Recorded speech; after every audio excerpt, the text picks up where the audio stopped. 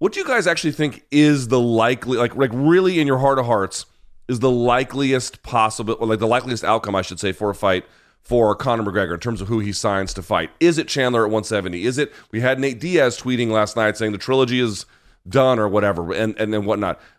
Aaron, if you really had to say who Conor's going to fight next and at what weight class, in your heart of hearts, what direction do you go? Well, if I was booking it, I'd put him against Masvidal. I think that's the fight to make at 170 pounds. I think Masvidal's days, unfortunately, as a real contender in the 170-pound division are kind of behind him. I think it's going to take him a lot to get back up to the top, especially after that fight with Colby. But I would book McGregor versus Masvidal. I think that would just be a huge fight. Masvidal's star power is still there. Might not be quite as big as it was once, but I think that the build-up to that fight would be excellent.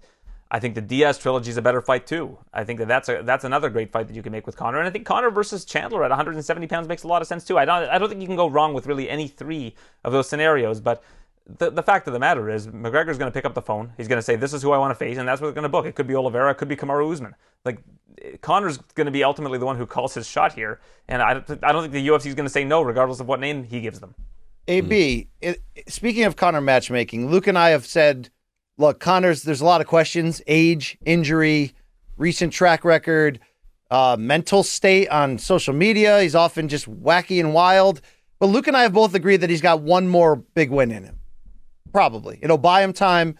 Could he lose a welterweight title shot at any point? Yes. Could he lose a lightweight title shot at any point? Yes. But we both believe that Conor's going to surprise one more person. Is Chandler the perfect matchup to create that possibility? Because it's also hella dangerous. But if you're looking to put Conor in a fight in which he could win or lose, but specifically that there's an opening for him to win, do you think it is Chandler? 3 names: Chandler, Gaethje, Ferguson. If you want to give a fight to Conor McGregor that he could potentially win in that division, those are the 3 names. And I still think it would be an uphill climb for him to be able to beat any of those 3 guys, honestly, at this point in time, just because we don't know what we're looking at anymore. We just haven't seen the best of McGregor in recent years.